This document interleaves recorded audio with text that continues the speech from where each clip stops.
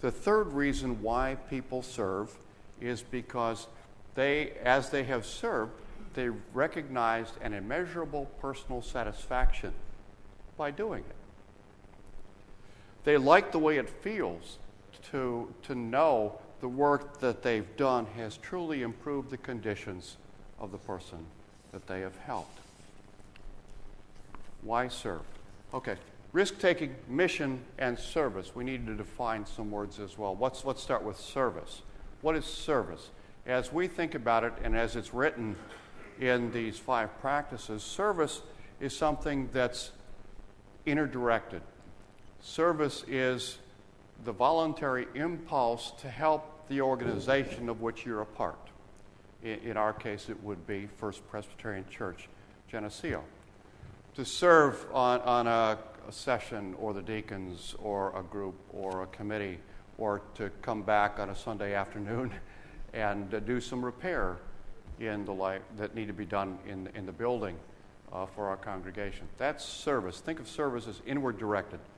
Think of mission as the voluntary impulse to do something outside the walls of this place for other folks who live in the community, who live in our country, and who live in the world. Think of that as mission. It extends God's love beyond what we experience here to others. Mission pulls us outside of ourselves and connects us with people we don't know who live in conditions of which we might be afraid.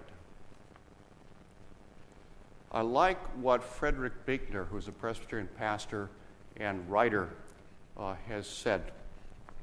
Why serve? Why be involved in service and mission, especially risk-taking mission and service?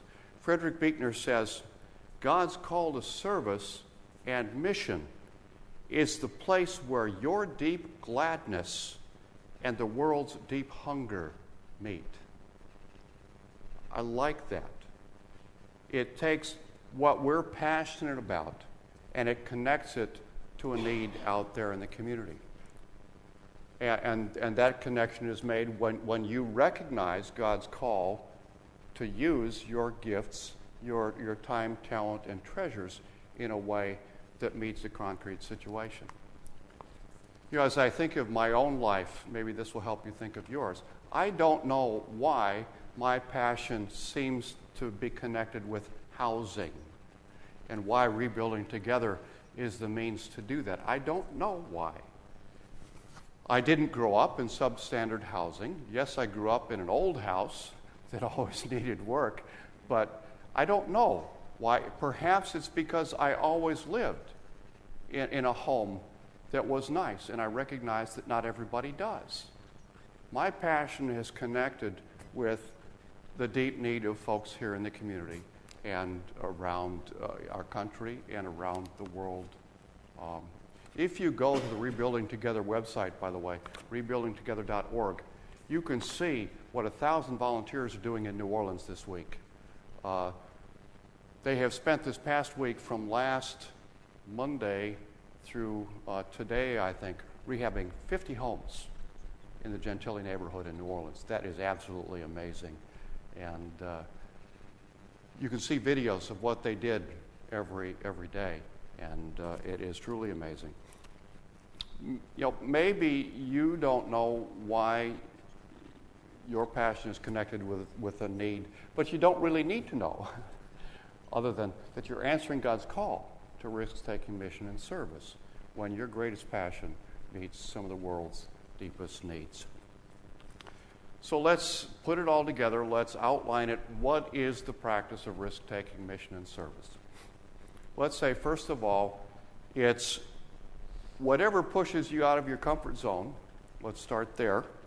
And into places you would never go on your own. That's where you recognize that God is pushing you and God is with you, because you'd never go there on your own. Those who engage in risk-taking mission and service voluntarily set aside their own convenience for the sake of a greater good. You know, it's not always convenient to get up early on a Saturday morning and to spend 8 hours in a trailer. But that's not important. What's important is that your passion is connecting with the world's greatest need, and you're involved in risk-taking mission and service. Those who are involved in risk-taking mission and service follow Jesus into areas that we wouldn't tread on our own interest. We risk being uncomfortable, awkward, unexpected, and costly situations to our lives. Okay, so it pushes us out of our comfort zone. The second thing that risk-taking mission and service does is presents us a choice.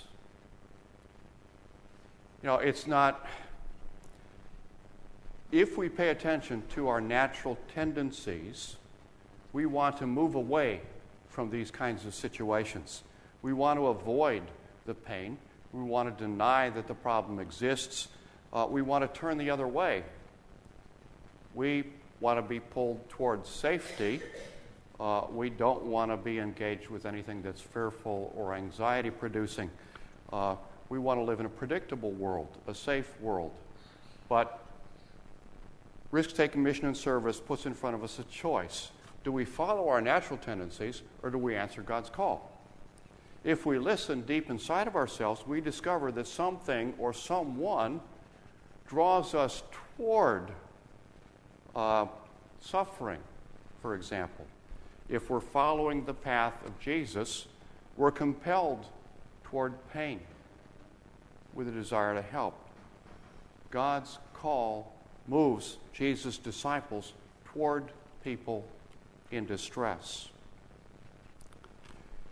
As I said, following Jesus moves us toward people, not away, toward suffering, not avoidance. In the Christian faith, love defeats fear, life overcomes death, compassion stands victorious over separation. That's why Jesus moves in that direction, and that's why Jesus wants to pull us in that direction as well. Following Jesus means following a path that uses your gifts and your passions. Not everybody follows the same path. Some people are committed to substandard housing. Some people are committed to working on diseases. Some people are committed to working in tutoring, many different areas. It has to do with your gifts and your passions. Other people's pathways differ. And yet we are all, as we follow Jesus, on the same trajectory toward being pushed out of our comfort zone, toward making a choice, toward following Jesus' path toward people. With consistent practice, risk-taking mission and service changes who we are and trains our hearts to the point where it becomes a permanent part of who we are.